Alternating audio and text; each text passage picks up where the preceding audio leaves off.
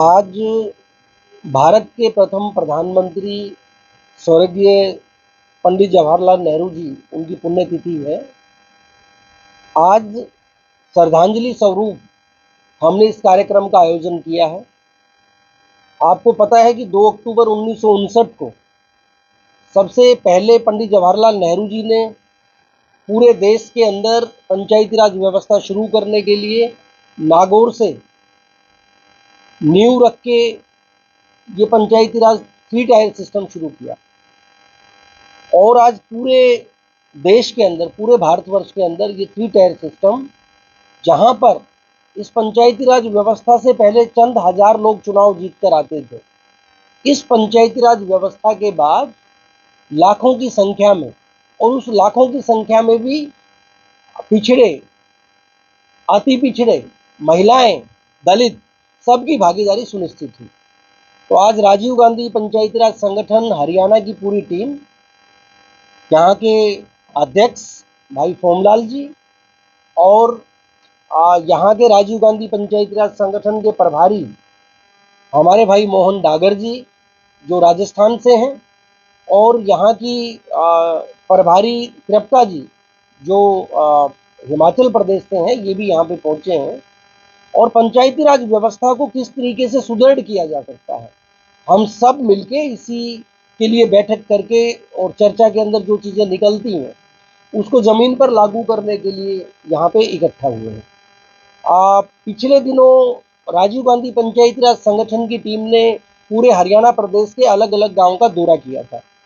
उस दौरे के अंदर अलग अलग सरपंच साहिबान, अलग अलग जिला पंचायत सदस्य और हमारे ब्लॉक पंचायत के सदस्य, उनसे हमारी मुलाकात हुई और चीज़ें निकल के ये आई कि हरियाणा प्रदेश के अंदर जो पंचायती राज व्यवस्था है वो लगभग टूटने के कगार पे है।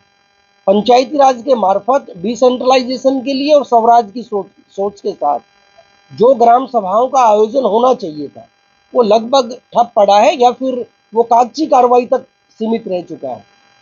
आज पूरे हरियाणा प्रदेश के चुने हुए जनप्रतिनिधि, अगर उनके लिए फंड्स की अगर हम बात करें, क्योंकि देश के हमारे संविधान में 73वें 74वें जो संवैधानिक संशोधन है उसमें अनुसूची 11 में जो अधिकार ग्राम के पंचायती राज व्यवस्था के लिए दिए गए हैं, उनके आधे अधिकार भी इस सरकार ने नहीं रखे।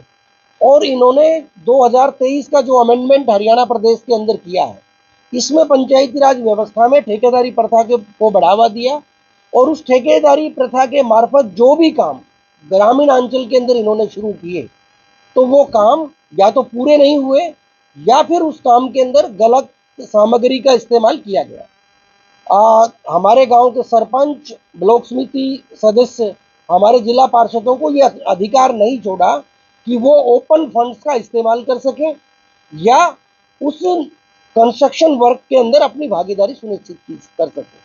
आपने देखा बहुत सारे सरपंचों के नेतृत्व में पूरे हरियाणा प्रदेश में चुनाव से पहले भी लगातार वो धरना प्रदर्शन जारी रहा और उस धरना प्रदर्शन के बाद सरकार ने उनकी बात मानने की बजाय उनके ऊपर लाठियां डंडे भांजने का काम किया।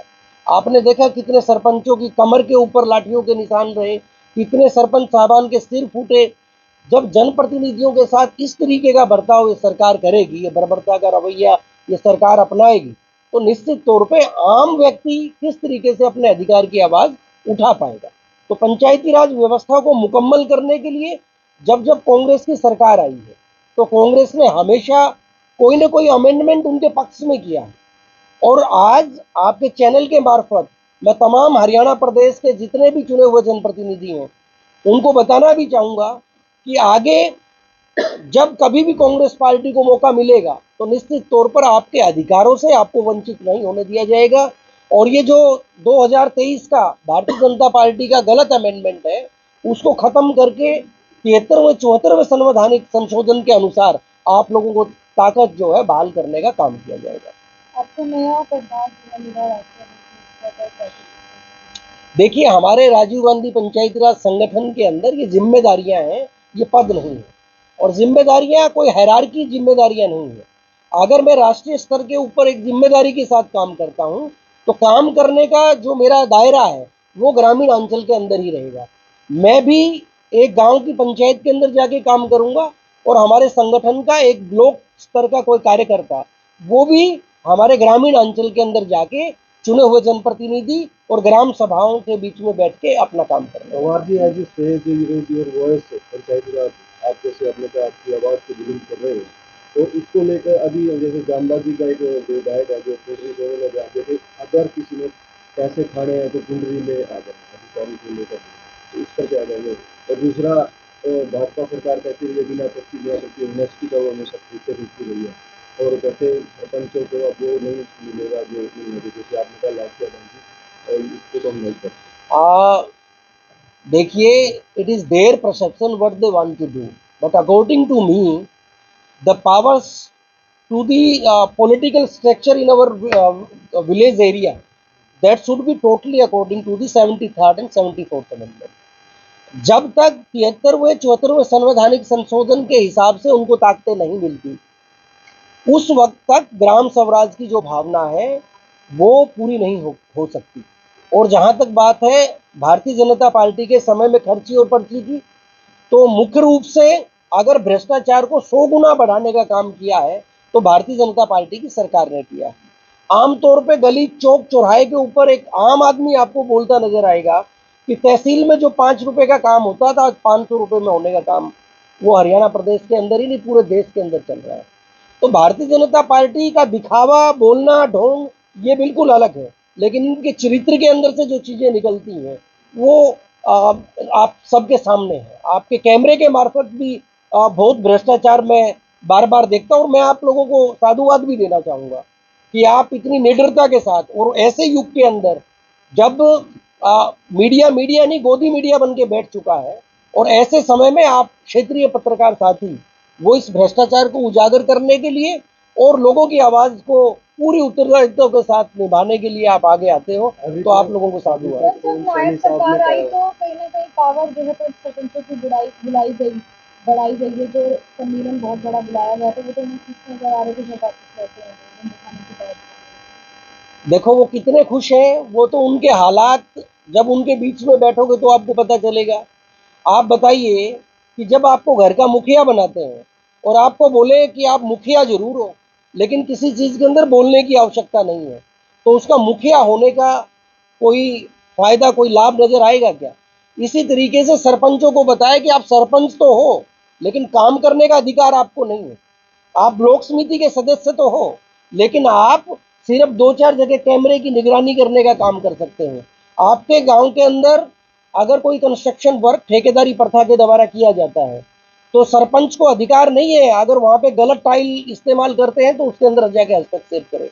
बहुत सारी जगह पे ऐसा भी होता है कि सरपंचों को धमकी दी जाती है कि अगर आप काम में बाधा डालोगे तो आपके खिलाफ पर्चा दर्ज कर लिया जाएगा। जो टेंडर सिस्टम है सर गलत माध्यम है। डेफिनेटली टेंडर सिस्टम तो भ्रष्टाचार का बहुत बड़ा, टेंडर सिस्टम के मार्फत भ्रष्टाचार निकल के आया है। और आप देखिए टेंडर देने की व्यवस्थाएं क्या होती है, जिसको टेंडर देना है वो पहले ही इनका जो रोल है, जो गेम है वो फिक्स रहता है। और दूसरी बात, हाँ मैं वही बता रहा हूँ, ऑनलाइन कितने बजे वो ऑनलाइन वो साइट ऑन करनी है और कितने बजे उसको ऑफ करना है, ये सरकारी अधिकारियों के हाथ में होता है। तो भ्रष्टाचार का बहुत बड़ा जन्म जो है ये जिसको ऑनलाइन बोलते हैं, तो ये ऑफलाइन पहले सारी चीजें ले दे के करके सामने आते हैं। कांग्रेस जो है वो सत्य है, कांग्रेस जो है वो फीलिंग है, आभास है उस आजादी का, और आजादी के उस आभास को लोगों के दिल से निकालना ये नामुमकिन जैसा उनकी सोच है। कांग्रेस न कभी खत्म हुई है न कभी खत्म होगी। हाँ, सत्ता से दूर होना, किसी को खत्म करना, ऐसा हम नहीं बोल सकते। समय के लिए कांग्रेस सत्ता से दूर है, कोई बात नहीं, जो मैंडेट होता है वो हमेशा हमें कबूल होना चाहिए, लेकिन वो हमेशा के लिए दूर है ये आने वाला वक्त जो है भारतीय जनता पार्टी को दिखाई दे। पिछले मैं बता रहा हूँ, ऑनलाइन के अंदर 2 प्रकार की गड़बड़ है। सबसे पहली गड़बड़ है सरकारी अधिकारी निश्चित तौर पे साइट को कब बंद करेंगे, कब खोलेंगे, अपने चहेतों को बताएंगे कि भैया इतने बजे वो टेंडर जो है उसके लिए साइट खुलेगी, आप अपना टेंडर लगा लीजिए। उसके बाद साइट ऑफ हो जाएगी। आपके और दूसरे जो साधारण साथी हैं उनको पता ही नहीं चल पाएगा कि साइट रात को 12 बजे खुली है या 1 बजे खुली है। दूसरा इसके अंदर सबसे बड़ा गोलमाल क्या होता है कि सरकारी अधिकारी टेंडर वाले के साथ जहां पे जो फिक्सेशन की बात है, जो ये भ्रष्टाचार के रूप में पैसा लेते हैं, तो उसके अंदर भी 4 लाख रुपए का जो काम है उसके टेंडर 40-40 लाख रुपए में छोड़ के वहां आपस में बंटवारा बंदर बांट करने का काम करते हैं। आपने देखा हमारे शहर के चारों तरफ करनाल में क्या है, इन्होंने द्वार बनाए हैं और एक एक द्वार के ऊपर कितना खर्च वो इन्होंने बताया। अगर आज हम सब मिलके उसका निर्माण करने का काम करें तो निश्चित तौर पे जितना इन्होंने खर्च किया है उसका 100 गुना कम पैसे के अंदर जो है वो उसका निर्माण हो सकता है। तो ये दूसरा, ई टेंडरिंग के मार्फत इस भ्रष्टाचार के अलावा दूसरा जो कामों का विलंब है कि आप एक आदमी को आपने टेंडर दिया गांव की गली के निर्माण के लिए, उसने गली का निर्माण नहीं किया, काम बीच में छोड़ के चला गया, तो वो गली तब तक टूटी रहेगी जब तक दोबारा से टेंडर नहीं लगेगा। तो गांव के हाँ, समीक्षा बैठक के अंदर ग्राम स्वराज के लिए नया निर्णय हमने लिया है। हम हरियाणा प्रदेश की जितनी भी पंचायतें, वो वैसे पूरे देश के लिए है क्योंकि आज हरियाणा के संदर्भ में बात चल रही है, तो हरियाणा के अंदर जितनी पंचायतें अच्छा काम कर रही है तो वहाँ पे हम 10 ऐसी पंचायतें चिन्हित करने का काम करेंगे जिनमें हमारे साथी मिलके प्रॉपर 1 साल तक का वो टास्क रहेगा और वहाँ पे ग्राम सभाओं का आयोजन किस तरीके से करें और जो ग्राम सभा की धारणा है उसकी समझ को बढ़ा के डिसेंट्रलाइजेशन का काम हो। और एक देवाजी तोहफा जो महाराष्ट्र के अंदर है, हमारे बहुत सारे साथी महाराष्ट्र उस ग्राम पंचायत को देख के भी आए, यहाँ पे संगम साथी भी हमारे हैं, वो भी देवाजी तोहफा से मिले हैं। तो देवाजी तोहफा बोलते हैं कि दिल्ली मुंबई हमारी सरकार और हमारे गांव के हम सरकार। तो हमारे गांव के हम सरकार की जो भावना है वो हरियाणा के अलग अलग गांव के अंदर जगाने के लिए हमारे राजीव गांधी पंचायती राज संगठन की पूरी टीम वो ग्रामीण अंचल में जाके काम करेगी।